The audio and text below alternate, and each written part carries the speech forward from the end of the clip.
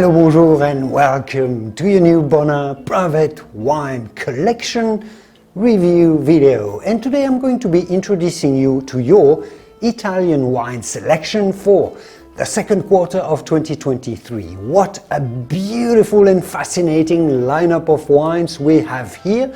We're going to be touring quite a few regions in arguably the most fascinating countries on earth, at least food and wine wise, one that makes some of the most varied and of course some of the most delicious vinos on the planet, always food friendly, always juicy, always fruity, always so interesting to taste. We have some very traditional wines here made from local grapes, but also wines made with the deepening influence of French grapes. So some really exciting discoveries coming up, beautiful landscapes we're going to travel through, passionate producers, and of course complex flavors. So let's go and see what awaits us in those 6 different Italian flasks. Let's go.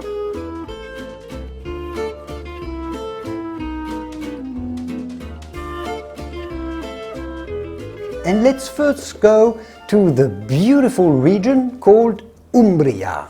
You may not know where that is. Well, it's right in the center of the country.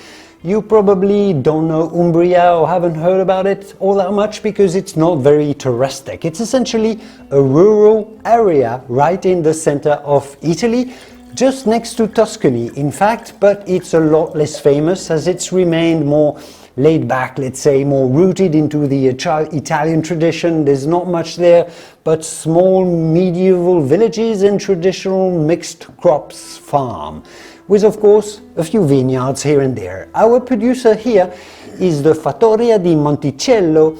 They do call itself a farm, since they not only produce grapes and wines, but they describe themselves also as a stock breeder, as they produce meat. They're not only locally famous for their wines, but also for their animals, for their meats.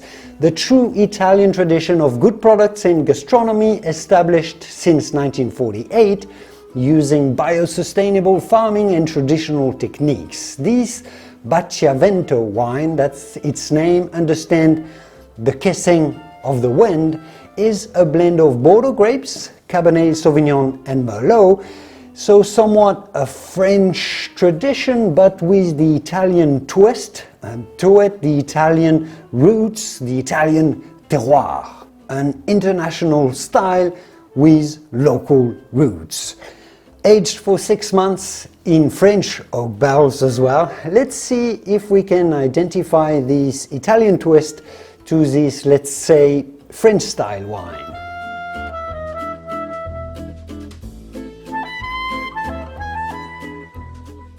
And we certainly have a really dense and rich looking color here. You can tell we're with French grapes, as they often tend to look a bit darker and denser than the Italian wines that tend to be mid-bodied, or the Italian grapes are a bit lighter. But this one generally definitely looks quite generous and dark. But let's smell. Wow, excellent. I'm loving the jammy goodness that comes through the aromas, the marmalade of cassis, aka blackcurrant fruit, that is so typical of Cabernet Sauvignon, signature Cabernet Sauvignon. I'm getting tones of, kind of cooked apples as well, with a bit of vanilla, a little rich, spicy cherry. Overall then, it smells like a bit of a puree of cooked apples, but flavored with wild berries and a bit of vanilla. It's a little buttery too as well, like a berry fruit tart that would have been made by an Italian grandma, buttery and fruity and cooked.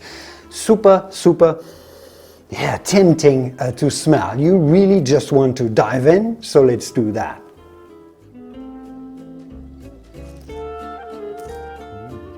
Wow, interesting. This is such a very interesting wine because it shows you how different grapes we know so well, Cabernet and Merlot, can be expressed so differently on a different terroir that is not French nor North American.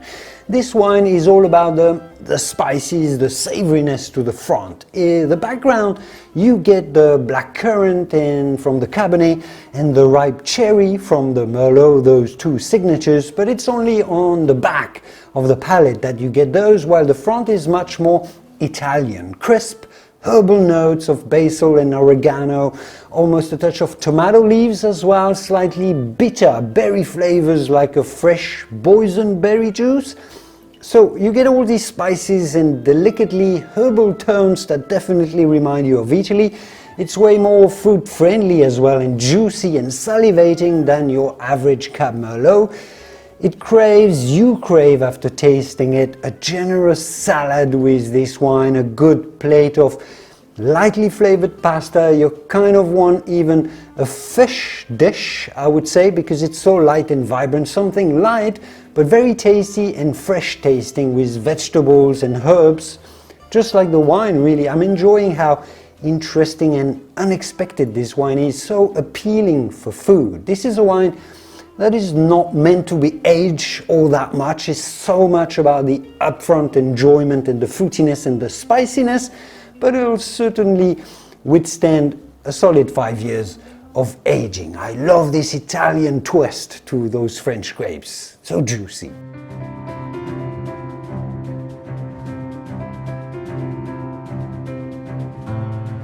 And let's stay in central Italy with our next wine, since they make such authentic and delicious wines there. We're around the same area near the middle of the Italian boot, but we're heading due east from where we were in Umbria with the previous wine, right out on the coast of the Adriatic Sea, so the opposite coast from Tuscany, just at the same level.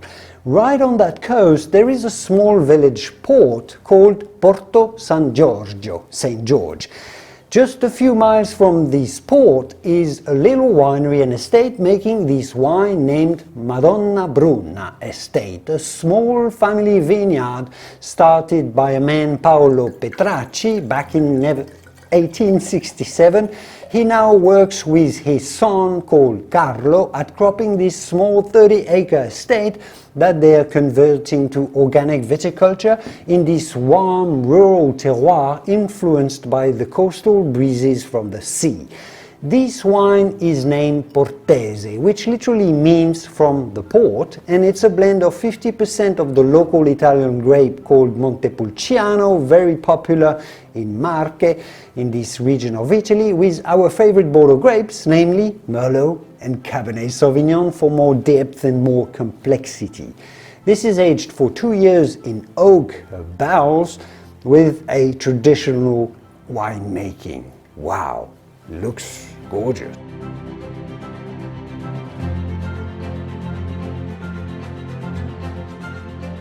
And indeed, this is a wine with a punchy and really vibrant red color, really more like an international style more than, again, a light Italian look. Right here, dark and dense to the core, vibrant red color to the rim. Slightly purple hues, even though it's a 5-year-old already, but it looks really, really youthful. Let's smell. Wow, yeah, yum, yum, yum. Yeah, yum. I'm loving the smell of this wine, as I'm getting straight away a lot of generosity, the ripeness from the Merlot in particular, which appears really obvious and quite dominant to me, with those clear notes of dark and ripe cherry, a marker of Merlot. This makes it smell opulent, really opulent and very fruity, and it's not just that, it's juicy raspberry as well, with herbal spices from the Montepulciano, some jammy strawberry, some dark chocolate as well, touches of spicy nutmeg and clove, delicately oaky. It's opulent, as I said, generous, ripe, pungently fruity as well, but also spicy. Wonderful, wonderful nose. Let's taste. I love it.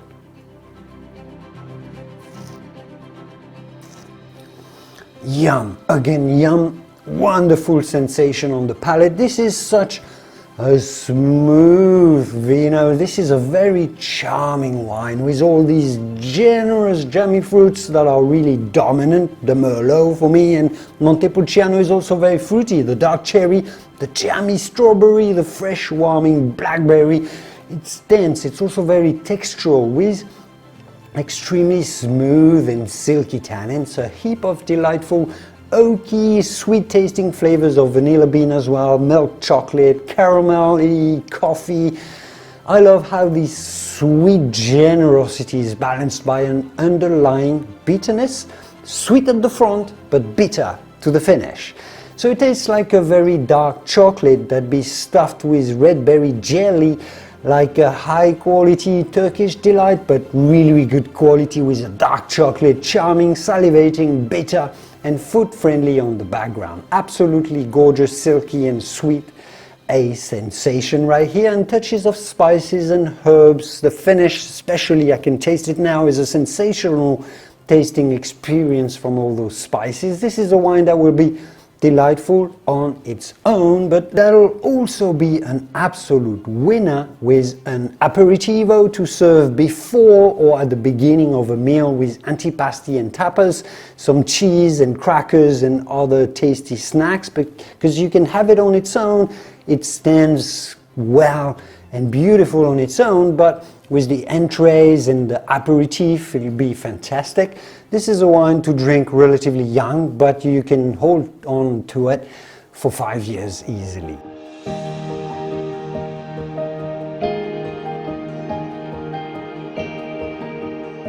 As promised, let's continue our journey around the heart of central Italy, but let's go to Tuscany now, near a very small village lost among the beautiful Tuscan hills called Cortona. That village, it's quite inland in Tuscany, not far from the prestigious village of Montepulciano, famous wine village. So inland, here lives a winery started 25 years ago in 1998 by two school friends, used to be school friends, who grew up to work together as traders in international finance before deciding to change their lives and make wine in rural Tuscany instead. Denis Zenni and Enzo Berlanda own and operate this small 50-acre wine estate, and as a tribute a little bit to Denis's grandfather, who was a farmer and winemaker himself. This vino is a 100% Merlot, this time made from a single vineyard and matured in oak barrels for 18 months. The wine is called 1618, so that's 1618, which is the golden ratio, representing those perfect proportions that some certain shapes have in nature. This golden ratio was made famous in arts through the Italian Renaissance by Leonardo da Vinci. I'm sure you've heard of this golden ratio. Well, this wine is a tribute to that, supposedly, because I guess it's got perfect proportions. Let's find out.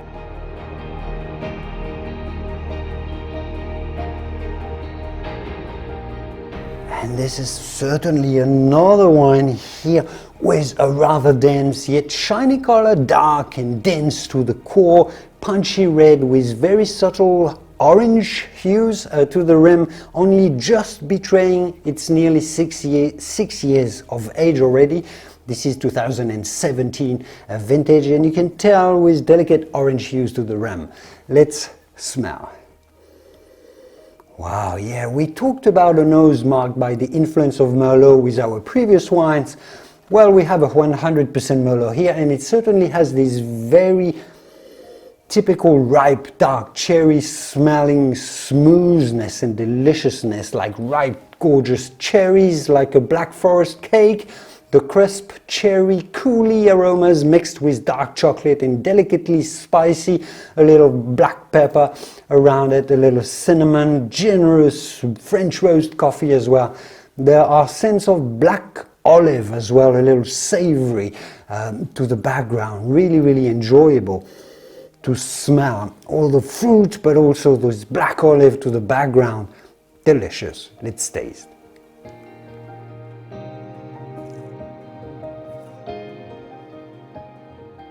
Wow, certainly a very interesting and rather surprising taste. First of all, it's actually much more vibrant and acidic than I was anticipating. I was expecting a lot of really fruity, rich and ripe, sweet generosity from the Merlot, while it's in fact quite crisp and fresh, more like fresh, crisp cherries mixed with raspberries rather than dark cherries with blackberry jam, if you see what I mean. So fresh and zingy and vibrant at first, but then as the wine warms up and develops on your palate, it evolves towards more dryness and bitterness. It goes from sweet fruit to an ashy sensation of burnt wood, somewhat like a black espresso coffee, very toasted, smoky, almost burnt caramel in there, but in the good way, because this ashy sensation is very well balanced by the still rich and present fruit flavors.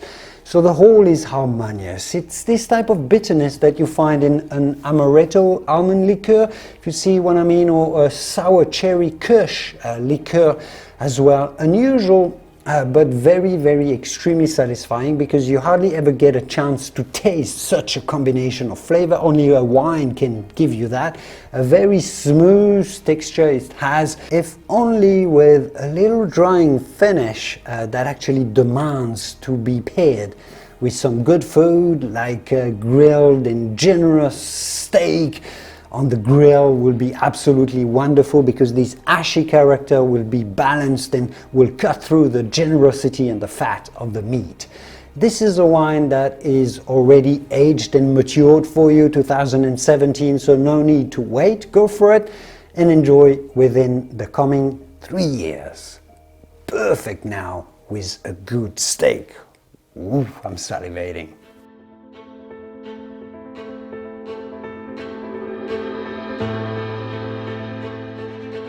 And now that we've reached Tuscany, we're going to be cruising around this central western part of the country. We obviously had to stop in the very heart of the most famous area for Tuscan wine, where the most famous of all Italian wines is made, Chianti. And more specifically, we wanted to bring you a Chianti Classico. Chianti Classico is not just a classic Chianti, it's an appellation. It's an area within the broader Chianti area, which is quite big. This is the central part of Chianti, where the soil, the terroir is the best, and where the wines are the most traditional, the most representative, typical of the regional terroir and style. The producer here is called Tenuta Capellina, the small privately owned boutique winery that uses organic viticulture and has a particular passion for promoting biodiversity on their land as a way to express better their terroir and respect their land. This is a Riserva Chianti Classico, meaning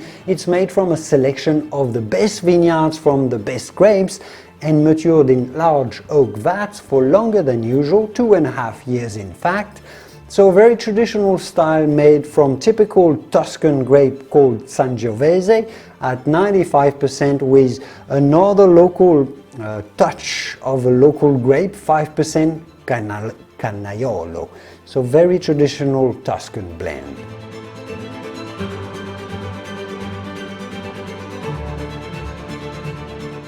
And again, this is a wine with a rich color, as we expect from a Riserva. Riserva wines tend to be darker, being a vineyard selection with really good grape, concentrated grape.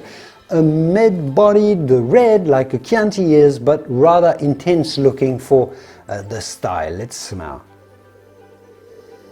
Wow, the nose throws huge and salivating impression of fruity freshness right here.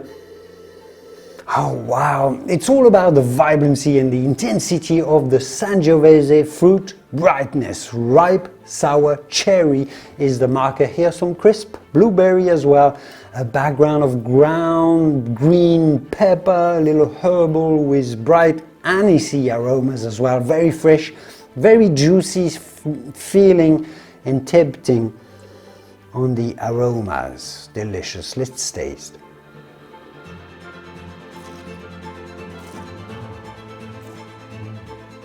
Wow, I was not expecting this from the nose. It's actually way more opulent and rich than I was imagining. I was anticipating in my mind something really crisp and fruity, as a wine smelled so fresh, but in fact it's quite rich and opulent. There's an opulence to it. It's oaky, it's caramelly, tasted hazelnut with caramel, delicately smoky. Don't get me wrong, it's not a fat and jammy wine, really rich and sweet, but it's got this background of cherry freshness that we love from Sangiovese, delicately grippy tannins as well, like blueberry, the fresh berry goodness, but it's all mellowed and smoothened by the oak treatment, which is quite present, velvety tannins and texture. The whole is extremely balanced, fresh from all the spices and the berries, yet smooth and enjoyably silky overall, ripe and generous. It's got those two facets, the typicity of a food-friendly Chianti, the juiciness of the Tuscan terroir, but augmented by beautifully infused oaky treatment.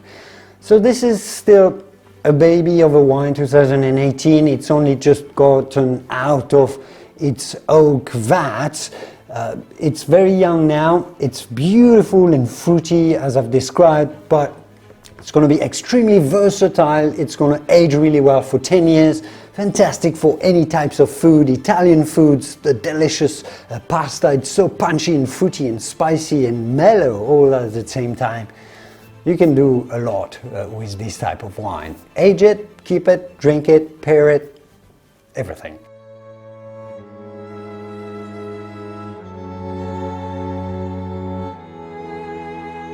We're staying in Tuscany's Chianti area, but leaving its central heart, the Classico area, to go a little south, less towards Florence and more towards the other historical Tuscan city, that is Siena, in the other most significant subzone of Chianti called Colli Senesi, which literally means the hills around Siena or the Sienan hills. Colli Senesi is the name. This area overlaps with some of the most famous wine appellations in Tuscany as well, like Montalcino or Montepulciano, other villages making outstanding Tuscan wines, but they also make in this southern area of Chianti a wine in a slightly different expression than the Classico that we wanted you to experience. So here it is. The Montepescini winery is located around the medieval village that it is named after, where the grandfather of current owner started growing grapes there back in 1956. Until 2000, the family business was selling grapes and wines in bulk to local winery, but now the grandson Massimiliano of the Governi family joined the winery to start producing and marketing their own wines in their own bottles. Again, this is a Riserva Chianti made from the best selected vineyards from the estate and aged for 2 years in large oak barrels. 100% Sangiovese here, pure Sangiovese.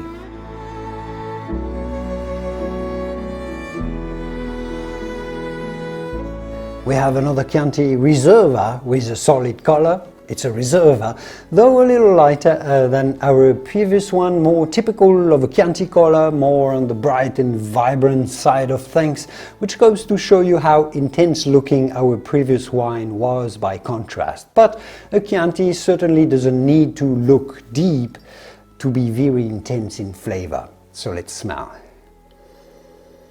Yeah, it smells in fact more introvert and subtle than our previous Chianti.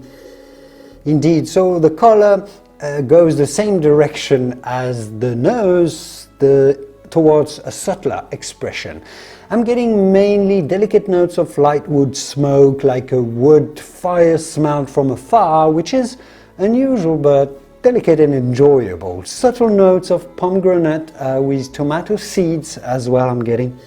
It smells like fresh tomatoes. It does smell like a cherry tomato on a background of fresh, actual cherry liqueur. So that's unusual but fascinating and quite interesting and salivating. Let's see what the palate tells us.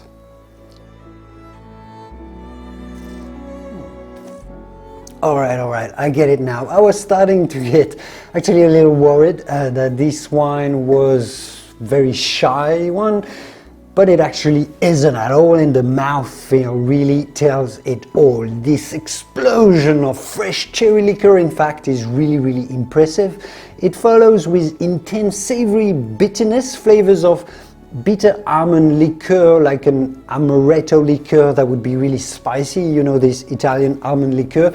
It definitely tastes like this abundantly, but the bitterness is overall nicely balanced by generous sweet tasting notes of cooked strawberry, a little fresh pear juice, really fresh fruity notes, tons of savory spices as well. The clove in particular, it's a mid-bodied wine, soft tannins. The intensity is not in the texture, but in this burst of flavors. The concentration of aromas is huge. I love how layered it ends up being as well, how every second reveals, you know, a new flavor, a new thought of a different aroma pops up in your mind because it's got so many different layers. It's crisp, it's bitter, it's spicy, it's fruity, it's generous. Yeah, it's fascinating. Another food-friendly Chianti, but one more for the meaty dishes that are quite tasty, because all this clove and this bitterness, it's gonna add a touch of spiciness, a bitterness to something like a game stew or roasted lamb that has a lot of flavors to the meat as well. All this clovey bitterness will add another dimension to the dish. So go with a meaty stew or roasted grilled meats on this particular one and drink within around 8 years. It can age not 20 years, 8 years is up to 8 years.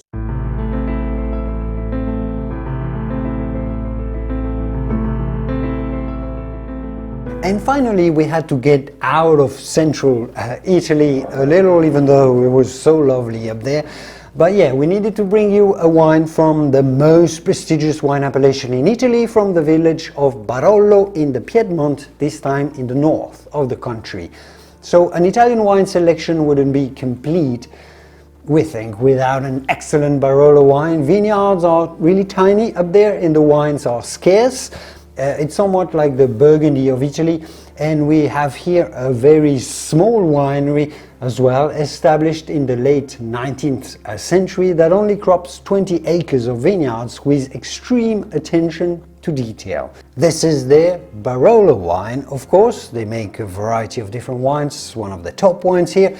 And as I said, the most prestigious wine appellation in Italy, probably made from 100% of the local Nebbiolo grape. That's a grape that is not found at all pretty much anywhere else outside of this particular region of Italy. One of the best grapes in the world, but you can only find it here. It's elaborated using traditional local winemaking techniques, matured for 24 months in Slovenian oak barrels. This time, this type of Slovenian oak is the traditional type of oak in oak vessels that they use in this part, because it's somewhat close to Slovenia, which is just north of Italy.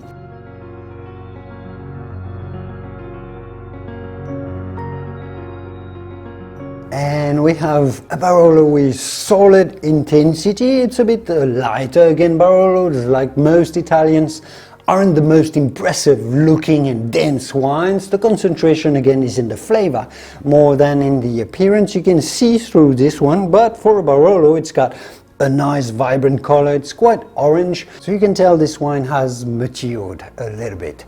Let's sniff. Barolos are so subtle to smell. You'll find this.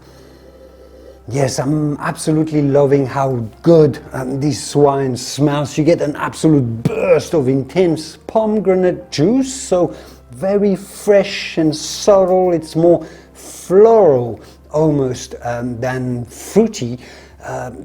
Not just about the ripe and fruity fruits, but floral, pomegranate, light and light-hearted. There's a heap of star anise as well, and fennel that surrounds it, which adds some spiciness, herbal characters to it. It's really upfront, punchily fruity and floral, almost medicinal, like a herbal liqueur to smell it. Yeah, very unique and enthusiastically. It smells makes you feel enthusiastic. Oh, it does to me. Can't wait to dig in. Let's taste.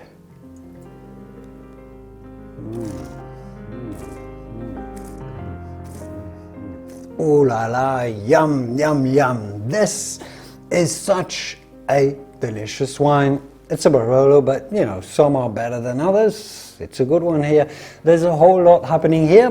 Where do we start? First, what strikes is how smooth these Barolo feel. Some can be a bit harsh. This one is very silky. The texture is granulous and soft.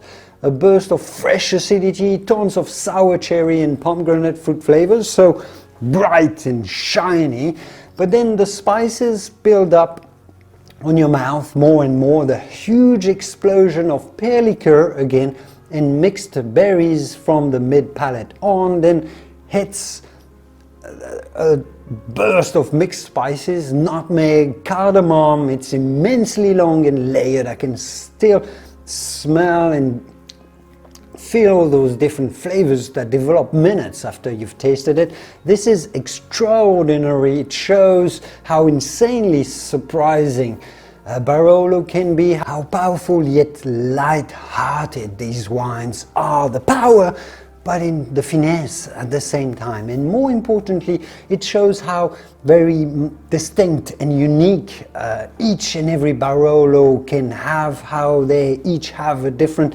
expression, which is probably why it's one of the most reputable appellations in Italy. Such a rare and fascinating experience. You can pair this with anything, given it's quite a tasty food and a punchy dish, even a good salad. The meats, white meats, roasted chicken, roasted poultry. This will age for a very long time, although it's absolutely wonderful now, but 20 years of cellaring it can manage easily. I mean, you'll see how bursting of flavors and how balanced and the power and the finesse it's got. This is a mark of super high-end wines. Yeah, and there you have it. This was your Italian wine collection for 2023. I absolutely love to explore those small and hidden vineyards of Italy. You find those little gems from virtually unknown wineries, or at least unknown outside of Italy, but run by people who have always lived in the area near this small local village. They've been cropping grapes there for generations, and they make those delicious wines that nobody knows because they know their land, because they know and care about the vineyards. You know, you find lost between olive trees and the veggie gardens where the locals grow their tomatoes and basil. You find those little vineyards that someone obviously makes wines out of, because it's Italy and people make wine everywhere. It's exactly these types of wines that we brought you in this collection from those tiny vineyards in central Italy around Tuscany and the next door regions that are Marche and Umbria, and of course don't forget the Barolo. I love the diversity that you will find in these 6 bottles, how each wine has a truly unique identity, because sometimes they're from unexpected French grapes that you don't necessarily expect to find in those areas, and some are from the local grapes as well. Very typically Italian, or the local Italian tradition and terroir. I very much enjoyed this little tour of Italian wine country. You can't always travel in those places in Italy. Even I live in France, I can't get to those remote places, but with this selection I've traveled in my mind. I hope you've enjoyed the video. I'm sure you will enjoy the wines, and I will see you soon in the wonderful world of wine. Cheers.